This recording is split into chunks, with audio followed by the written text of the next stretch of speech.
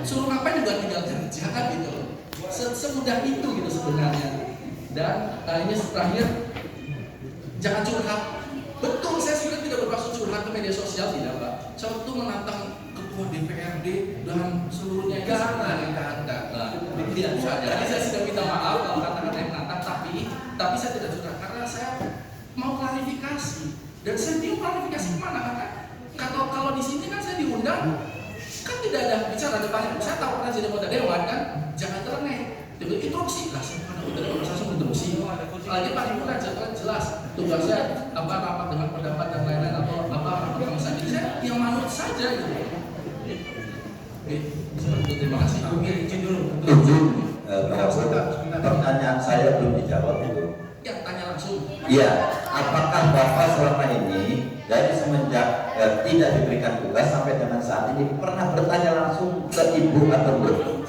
Sampun Bapak, saya sudah tanya, dan saya tanyanya berdasarkan chat, jadi artinya bisa saya buktikan. Dan bahkan yang Februari, ketika Ibu mengundang besok kita paripurna datang sama saya, ya. Insya Allah saya datang. Kenapa tidak kan itu? Lalu kita bangun Indramayu bersama, ya ayo. Tapi kalau bicara tentang next 2024 berpasangan lagi, itu saya bilang itu komunikasi politik Ibu, karena saya tidak bisa menentukan saya besok bisa maju atau tidak wakil bupati atau jadi wakilnya Ibu, karena saya bukan ketua partai dan itu bukan ranah saya. Jadi kita lihat bagaimana perkembangannya. Kan terus beliau bilang bahwa kan bagus nih Mas kalau kita sama-sama terus menurutnya, nah gitu. Maksud saya ya bagus aja gitu loh, silahkan saja. Atau Anda sudah melakukan dengan baik selama ini, ya sudah saya manut. Karena saya tidak bisa mengevaluasi bupati karena kan bukan tugas saya. Jadi ketika bupati bilang bahwa saya punya program ini, ya saya mau tanya dia mau, silakan gitu. Kalau saya ditugaskan saya jalan. Jadi kalau tanya sudah bilang atau belum, sudah bilang dan kayaknya baik-baik saja gitu. Iya. Iya. Kenapa saya begini, Bapak? Saya tidak punya nomor teleponnya Pak Rinto. Saya tahu kantornya Pak Rinto, ruangannya ada di atas saya gitu. Lalu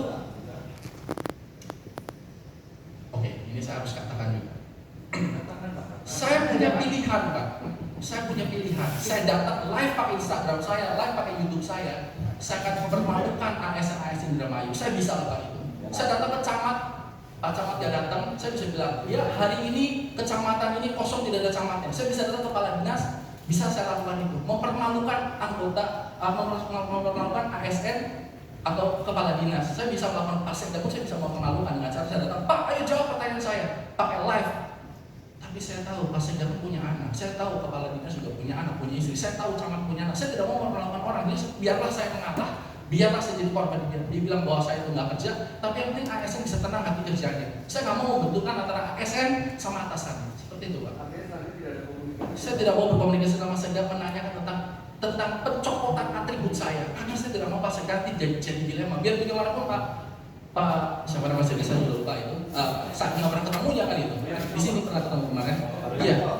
Kalau sampai saya bertanya seperti itu, lalu Pak Rinto akan menjawab apa? Saya sudah tahu.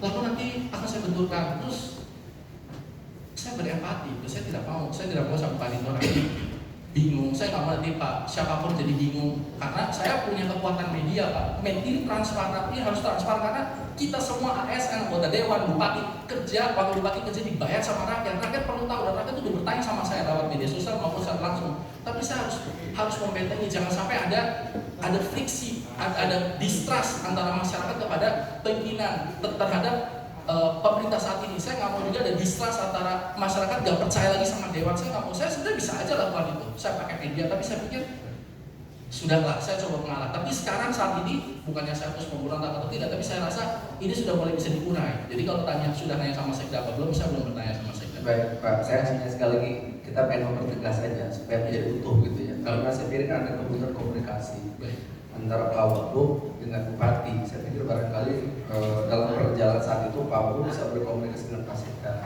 Tadi Pak Wagub mengatakan belum pernah ada komunikasi dengan Pak Sekda gitu, yang berkaitan dengan tadi disampaikan katakanlah tadi ada hak-hak yang melekat pada diri Pak Wagub yang kemudian diambil alih, katakanlah diambil oleh Bupati kan begitu. Artinya belum ada upaya ketika itu antara Pak Wagub dengan Pak Sekda untuk bagaimana menanyakan berkaitan hak-hak melekat yang kemudian diambil alih oleh katakanlah kalau Bupati kembali seperti itu. Ini menjadi penting kok. Jadi supaya jangan sampai kemudian menjadi liar sekali lagi.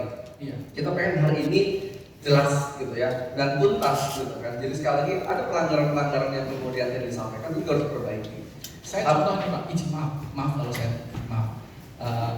Saya memberikan contoh yang sangat simpel sekali. Ketika foto saya dicopot oleh Pak Satpol PP katanya Pak Teguh, Pak Teguh itu ngomong langsung sama saya, izin Pak Babu, fotonya saya copot ya. Foto yang mana? Yang di depan sana. Astagfirullah, itu foto tentang saya ngajak ngaji masyarakat, ngajak berlomba murotal ngaji gitu loh. Kalau yang dicopot urusannya sama langit, bukan sama saya sih nggak masalah foto yang dicopot. Memang kenapa dicopot?